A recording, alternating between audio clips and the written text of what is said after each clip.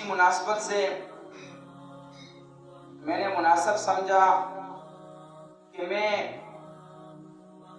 مسلمانوں کے پہلے خلیفہ حضرت ابو بکر صدیق رضی اللہ عنہ کے سیرت اور صورت کے حوالے سے کچھ معروضات پیش کروں۔ اللہ سے دعا ہے کہ اللہ مجھے حق سچ بولنے کی توفیق عطا فرمائے۔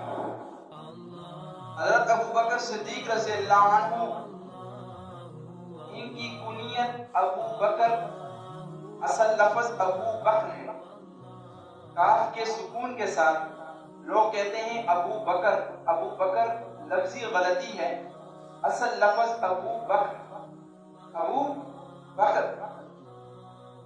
ان کی کنیت ابو بکر، نام عبداللہ، والد گرامی کا نام عثمان، عبداللہ بن عثمان، اور والد کی کنیت ابو قحافہ۔ ان کی پیدائش عام الفیل کے 2.5 سال بعد ہوئی۔ عام الفیل، جس سال اللہ نے ابرہہ کے لشکر کو نیست و نابود کر دیا، تو اس سال کے 2.5 سال بعد حضرت ابو بکر کی پیدائش ہوئی۔ حضرت ابو بکر رضی اللہ تعالی عنہ کا قبیلہ بنی تیم، اور یہ کچھ ہی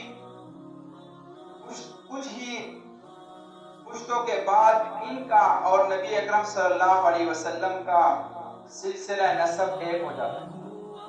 آپ علیہ السلام کا سلسلہ نسب یوں ہے: محمد بن عبداللہ بن عبد المطلب بن ہاشم بن عبد مناف بن قصی بن کلاب بن مرہ بن کعب بن لوی بن غالب بن فہر بن مالک بن مزر بن نزار بن کنانہ بن خزیمہ بن مدرکہ بن الیاس بن معد بن عدنان بن اسماعیل بن ابراہیم علیہ السلام۔ تو کچھ ہی پشتوں پہ حضرت ابو بکر صدیق اور نبی اکرم صلی اللہ علیہ وسلم کا سلسلہ نسب جا ملتا ہے۔ حضرت ابو بکر صدیق رضی اللہ عنہ بچپن ہی سے شریف طبع تھے۔ آپ نے اس وقت بھی جب آپ نے اسلام قبول نہیں کیا تھا اور آپ علیہ السلام کو اللہ نے نبوت سرفراز نہیں فرمایا تھا، اس وقت بھی انہوں نے اپنے اوپر شراب کو اور بت پرستی کو اپنے اوپر حرام کر دیا۔ وہ ہے کہ ابو بکر رضی اللہ عنہ وہ واحد ہستی ہے جنہوں نے شراب کو ہاتھ تک نہیں لگایا۔ اسلام سے پہلے زمانہ جاہلیت میں اپنے اوپر شراب کو حرام کر دیا اور شعر و شاعری کو بھی اپنے اوپر حرام کر دیا۔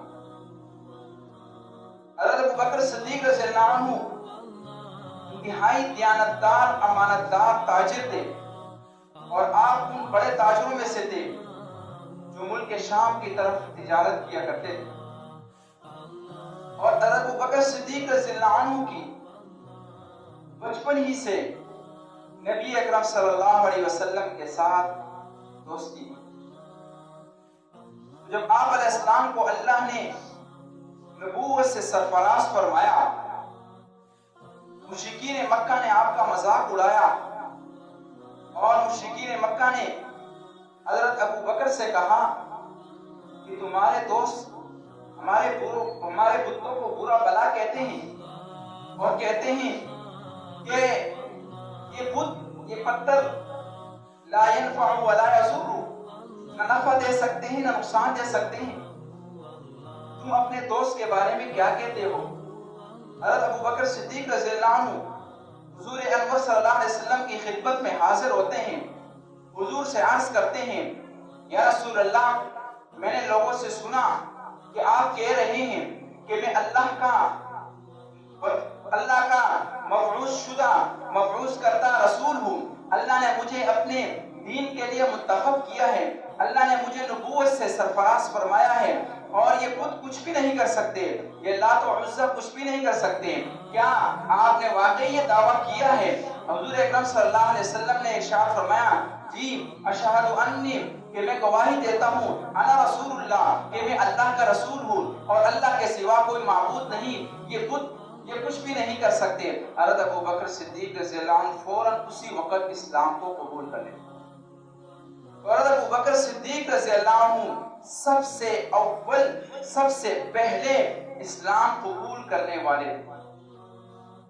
حضور اکرم صلی اللہ علیہ وسلم کی حدیث ہے، میں نے جس کسی پر بھی اسلام کو پیش کیا، جس کسی پر بھی میں نے اسلام کو پیش کیا، اس نے پس و پش کیا، اس نے غور و فکر کیا میری بات پر، میری پیشکش پر، کہ میں اس بات کو قبول کروں یا نہ کروں، لیکن ابو بکر وہ واحد ہستی ہے، جیسے ہی میں نے اس پر اسلام کو پیش کر دیا، فوراً اس نے اسلام کو قبول کر لیا، فوراً اس نے اسلام کو قبول کر لیا، اور اس نے، ابو بکر نے اسلام کے بارے میں غور و فکر لے تعالی سے کام نہیں لیا، بلکہ جیسے ہی میں نے ابو بکر پہ اسلام کو پیش کیا، ابو بکر فوراً مسلمان ہوئے۔ حضرت ابو بکر صدیق رضی اللہ عنہ فوراً مسلمان ہوئے۔ اسلام لانے کے بعد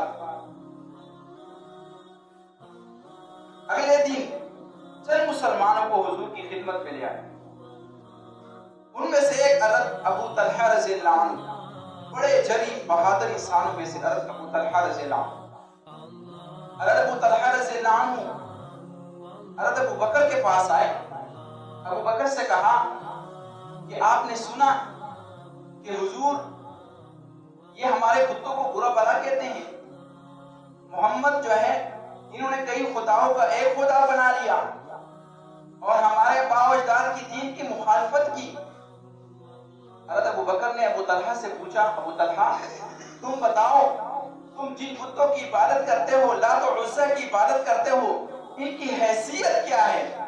تو جواب میں انہوں نے کہا یہ جو بت ہے یہ تو اللہ کی بیٹیاں ہیں، اللہ کی بیٹیاں ہیں۔ ابو بکر نے استفسار فرمایا، اچھا اگر یہ اللہ کی بیٹیاں ہیں تو ان کی ماں کون ہے؟ ان کی ماں کون ہے؟ حضرت ابو طلحہ حیران و پریشان کھڑے ہو گئے، لاجواب ہو گئے۔ ابو طلحہ نے لوگوں سے پوچھا، لوگوں بتاؤ تم ان بتوں کو اللہ کی بیٹیاں مانتے ہو تو ان کی ماں کون ہے؟ بتاؤ۔ سارے لوگ لاجواب ہو گئے۔ اسی وقت ابو طلحہ نے کہا، اشہد ان لا الہ الا اللہ واشہد ان محمد عبدہ ورسولہ، میں گواہی دیتا ہوں اللہ کے سوا کوئی معبود نہیں اور محمد اللہ کے سچے رسول، محمد اللہ کے سچے رسول ہیں۔ جیسے ہی انہوں نے اسلام قبول کیا تو مشرکین مکہ نے ان پر ظلم و ستم کے پہاڑ ڈھائے، ان پر ظلم و ستم کے پہاڑ ڈھائے۔ ایک دفعہ ابو بکر گھر میں بیٹھے ہوئے تھے، کسی نے بتایا کہ لوگ آپ کے ساتھی پر ظلم کر رہے ہیں، ظلم و ستم کر رہے ہیں۔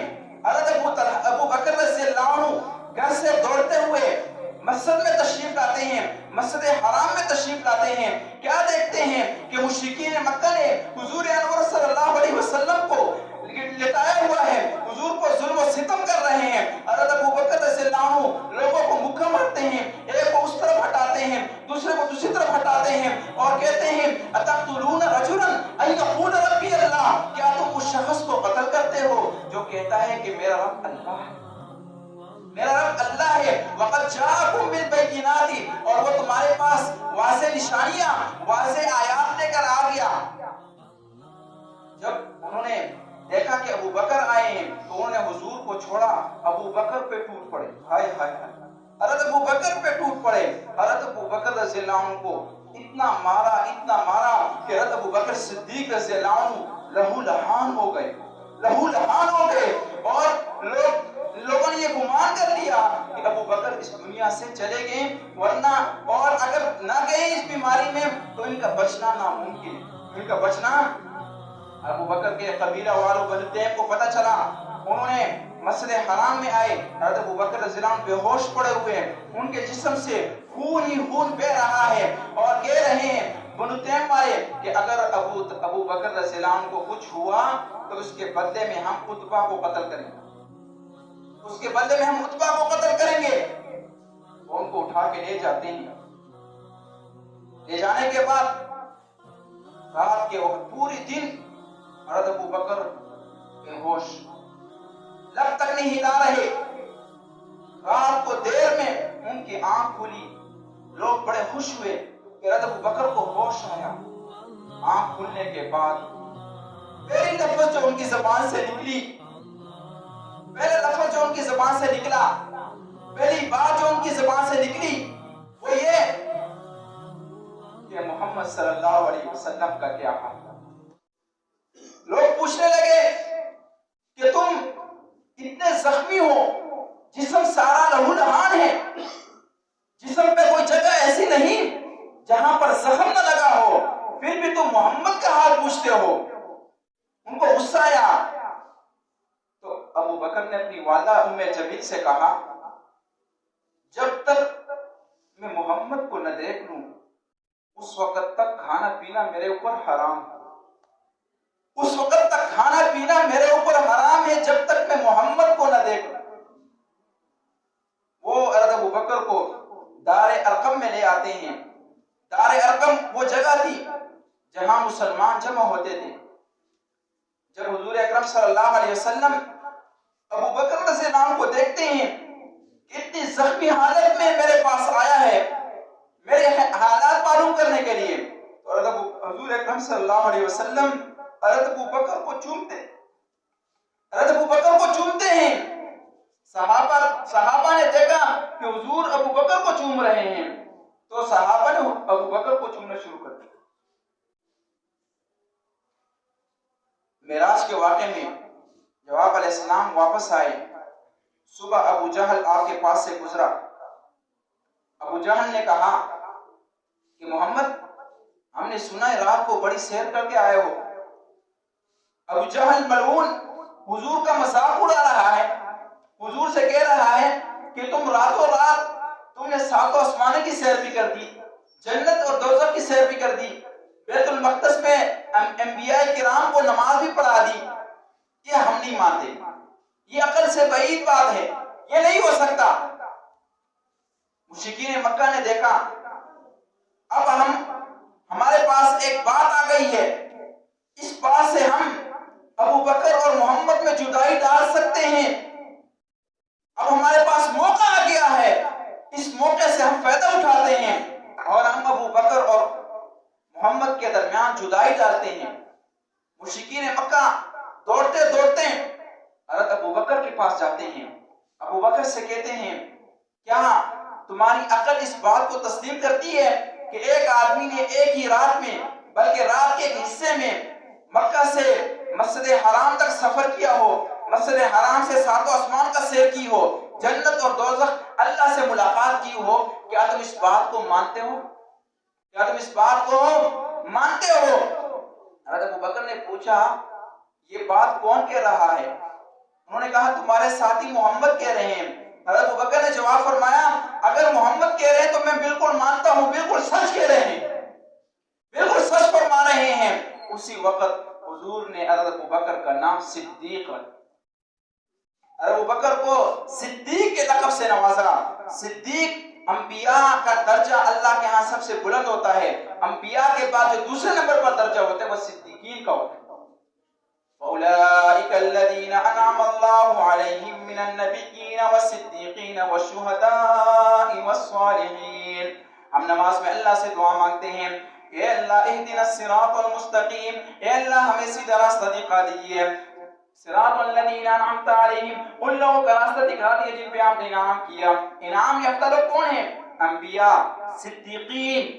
انبیاء صدیقین اللہ کے انعام یافتہ لوگ ہیں، اللہ کے انعام یافتہ لوگ ہیں.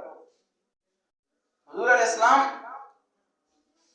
مشرکین مکہ نے جب مسلمانوں پر ظلم و ستم کے پہاڑ ڈھائے، حضرت ابو بکر صدیق رضی اللہ عنہ حضور کی اجازت سے حبشہ کی طرف نکل پڑے.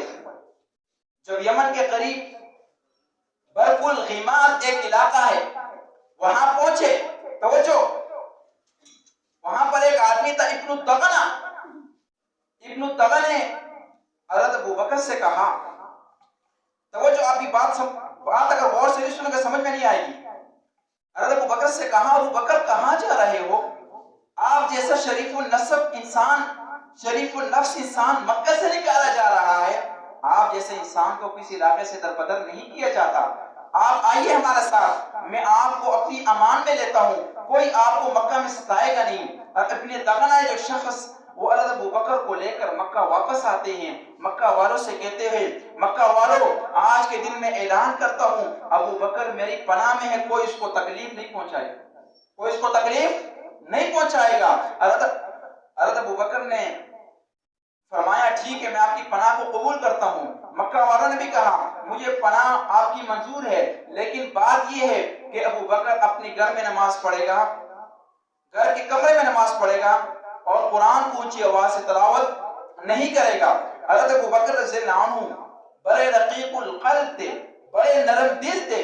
جب قرآن پڑھتے تو ان سے برداشت نہیں ہوتا، قرآن پڑھتے تو ان کی آنکھوں سے آنسو جاری. تو حضرت ابو بکر نے گھر کے باہر صحن میں مسجد بنا لی. قرآن پڑھتے تھے، قرآن کے عاشق تھے. قرآن پڑھتے ہوئے ان کی زبان، ان کی آنکھوں سے آنسو جاری رہتے تھے. تو مکہ کی عورتیں اور بچے قرآن سنتے وہ بھی روتی تھی، وہ بھی روتی تھی. مکہ کے لوگ گھبرا گئے، مکہ کے سردار گھبرا گئے کہ اگر ابو بکر اس طرح قرآن پڑھتے گئے تو روز بروز لوگ مسلمان ہوتے جائیں گے، ہوتے جائیں گے، ہوتے جائیں گے. دوبارہ ابن دغنہ کے پاس جاتے ہیں. ابن دغنہ کے کہتے ہیں یا تو اپنی امان واپس لے لو یا ابو بکر کو سمجھاؤ. ابن دغنہ ابو بکر کے پاس آتے ہیں، ابو بکر سے کہتے ہیں کہ مکہ کے لوگ کہہ رہے ہیں کہ آپ گھر میں نماز پڑھا کریں، کمرے میں نماز پڑھا کریں. حضرت ابو بکر نے کہا اس بات کو میں برداشت نہیں کر سکتا کہ اللہ کے کلام میں کمرے میں پڑھوں، نماز میں کمرے میں پڑھوں. میں تمہیں اپنی امان واپس دیتا ہوں، میں اللہ کی پناہ میں آتا ہوں، مجھے اللہ کی پناہ منظور ہے. حضور اکرم صلی اللہ علیہ وسلم کا ارشاد ہے قیامت کے دن اللہ جل جلالہ عام مومنین پر عام تجلی فرمائیں گے، ابو بکر پر خاص تجلی فرمائیں گے. ابو بکر پر خاص تجلی ہوگی، باقی مسلمانوں پہ عام تجلی، لیکن ابو بکر کے لیے خصوصی اسپیشل وی آئی پی تجلی ہوگی. فرمایا ایک دفعہ علیہ السلام منبر پر تشریف فرماتے، صحابہ سے فرما رہے تھے اے صحابہ جو اللہ کے راستے میں زکوٰۃ اور صدقہ زیادہ دے گا جنت میں اس کو باب الصدقہ سے داخل کیا جائے گا، جو روزے رکھے گا وہ باب الریان سے جائے گا، جو جہاد کرے گا اللہ کے راستے میں وہ باب الجہاد کے اندر سے جائے گا. حضرت ابو بکر نے عرض کی یا رسول اللہ کیا کوئی ایسا خوش قسمت انسان بھی ہے، کیا ایسا کوئی خوش نصیب انسان بھی ہے جس کو جنت کے 8 دروازوں سے پکارا جائے گا؟ جنت کے 8 دروازے کہہ رہے ہوں گے خوش نصیب، خوش آمدید، خوش آمدید، مرحبا مرحبا، ویلکم ویلکم. کیا دنیا میں کوئی ایسا انسان ہے جس کو جنت کے 8 دروازے مرحبا مرحبا کہہ رہے ہو، خوش آمدید کہہ رہے ہو؟ کوئی ایسا خوش نصیب انسان ہے؟ حضور علیہ السلام مسکرائے. حضور نے ابو بکر سے فرمایا آپ ہی وہ خوش نصیب انسان ہیں جس کو جنت کے 8 دروازے کہیں گے مرحبا مرحبا مرحبا مرحبا. ایک دفعہ حضرت ابو بکر رضی اللہ عنہ حضور اکرم صلی اللہ علیہ وسلم کے ساتھ بیٹھے ہوئے تھے. حضور علیہ السلام نے فرمایا اے ابو بکر جب مجھے اللہ نے جنت کی سیر کرائی معراج کے موقع پر تو وہاں پر میں جنت عدن میں گیا. وہاں پر میں نے بڑی خوبصورت حور دیکھی. میں نے اس سے پوچھا اللہ نے تمہیں کس کے لیے مقدر کیا ہے؟ تو اس نے جواب دیا میں ابو بکر کے لیے اللہ نے مجھے مقدر کیا ہے، اللہ نے مجھے ابو بکر کے لیے مقرر کیا ہوا ہے. ایک دفعہ حضرت ابو بکر صدیق رضی اللہ عنہ ٹاٹ کے کپڑے پہنے ہوئے ہیں، سارا سب کچھ اللہ کے راستے میں خیرات کر کے ٹاٹ کے کپڑے پہنے ہوئے ہیں. اور جبریل آتے ہیں، جبریل حضور علیہ السلام پہ سلام کرتے ہیں. توجہ آپ کی چاہیے، آپس میں باتیں نہ کریں، ادھر توجہ کریں. حضور کو سلام کہتے ہیں اور حضور سے فرماتے ہیں حضور آپ کے ساتھی ابو بکر نے کیا وجہ ہے کپڑے ہی نہیں ہے، ٹاٹ کے کپڑے پہنے ہوئے ہیں۔ حضور نے جواب فرمایا ابو بکر کے پاس جتنا تھا، جب بہت مالدار تھے ان کے پاس، 40,000 درہم تھے ان کے پاس، 40,000 درہم، سب کو سب میرے اوپر لٹا دیا، قربان کر دیا، ان کے پاس کچھ لینے کے لیے بچا ہی نہیں۔ حضور علیہ السلام نے فرمایا، جبریل نے حضور سے عرض کیا، جبریل یا حضور، اللہ فرما رہے ہیں کہ ابو بکر کو میرا سلام کہنا، ابو بکر کو میرا سلام کہنا، اور ابو بکر سے پوچھنا کہ کیا تو مجھ سے خوش ہے یا نہیں ہے، بس یہ پوچھنا۔ حضور علیہ السلام نے حضرت ابو بکر سے عرض کی، فرمایا کہ ابو بکر، اللہ آپ کو سلام کہہ رہے ہیں اور اللہ یہ پوچھ رہے ہیں کہ اے ابو بکر تو مجھ سے یعنی اللہ سے خوش ہے یا نہیں۔ حضرت ابو بکر رضی اللہ عنہ جوش میں آ گئے اور عرض کی، یا رسول اللہ، کیا کوئی شخص اللہ سے ناراض بھی ہو سکتا ہے؟ میں اللہ سے راضی ہوں، میں اللہ سے راضی ہوں، میں اللہ سے راضی ہوں، میں اللہ سے راضی ہوں۔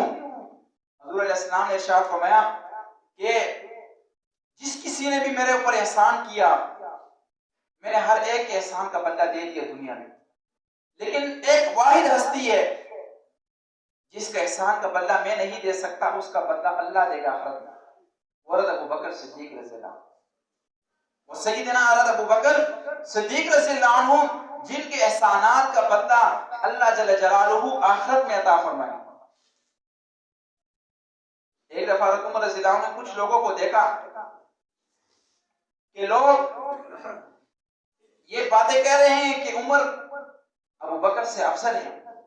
حضرت عمر جلال میں آ گئے، حضرت عمر جلال میں آ گئے، غصے میں آ گئے، لوگوں کو جمع کیا، لوگوں سے فرمایا، اے لوگوں، میں نے سنا تم کہہ رہے ہو کہ عمر ابو بکر سے افضل ہے، حالانکہ ابو بکر کی ایک رات عمر کی ساری زندگی کی عبادت سے افضل ہے۔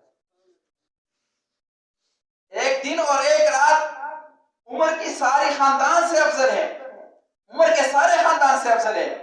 ایک دن حضرت ابو بکر حضور علیہ السلام کے ساتھ ہجرت میں تشریف لے جا رہے ہیں، مکہ سے غار ثور کی طرف نکل رہے ہیں، کبھی ابو بکر حضور کے آگے چلتے ہیں، کبھی حضور کے پیچھے چلتے ہیں، کبھی دائیں چلتے ہیں، کبھی بائیں چلتے ہیں۔ لوگ حضور صلی اللہ علیہ وسلم حضرت ابو بکر سے استفسار فرماتے ہیں، ابو بکر یہ کیا ماجرا ہے، یہ کیا تماشا ہے؟ کبھی آپ آگے چلتے ہیں، کبھی پیچھے چلتے ہیں، کبھی دائیں چلتے ہیں، کبھی بائیں چلتے ہیں، کیا وجہ ہے؟ حضرت ابو بکر نے عرض کیا، یا رسول اللہ صلی اللہ علیہ وسلم، مجھے جب خیال آتا ہے کہ دشمن آگے سے نہ آ رہا ہو تو میں آگے چلتا ہوں، کبھی خیال آتا ہے دشمن پیچھے سے کوئی وار نہ کر دے، میں پیچھے ہو جاتا ہوں، کبھی خیال آتا ہے کہ دشمن دائیں سے حملہ نہ کر دے، میں دائیں ہو جاتا ہوں، کبھی یہ وسوسہ آتا ہے کہ دشمن بائیں سے کوئی حملہ نہ کر دے، میں بائیں طرف چلا جاتا ہوں۔ حضور علیہ السلام خوش ہوتے ہیں اور حضور کہتے ہیں، یا ابو بکر، اسی کا تو مستحق تھا، اس لیے میں تجھے اپنے ساتھ کرتا، میں تجھے جنت، میں نے تجھے سفر ہجرت کا ساتھی بنا لیا۔ حضرت ابو بکر وہ ہستی ہے جو جن کی عمر بھی اور حضور کی وفات 63 سال کی عمر میں ہوئی، ابو بکر کی وفات بھی 63 سال میں ہوئی۔ حضور کے ساتھ سفر کے ساتھی ابو بکر ہیں، غار کے ساتھی ابو بکر ہیں، تمام غزوات میں، تمام غزوات جو آپ علیہ السلام نے کی، تمام غزوات میں حضور کے شریک رہے حضرت ابو بکر تھے، حتیٰ کہ قبر میں اور جس جگہ آپ علیہ السلام جس کمرے میں مدفون ہے اس کمرے میں بھی ساتھی ابو بکر ہے، حشر میں بھی جو ساتھی ہوں گے پل صراط میں، حتیٰ کہ حوض کوثر میں بھی حضور کے جو ساتھ ہوں گے وہ ابو بکر ہوں گے۔ اللہ سے دعا ہے کہ اللہ میں سیدنا ابو بکر صدیق رضی اللہ عنہ کے ساتھ سچی محبت و عقیدت نصیب فرمائے۔ وآخر دعوانا الحمدللہ رب العالمین۔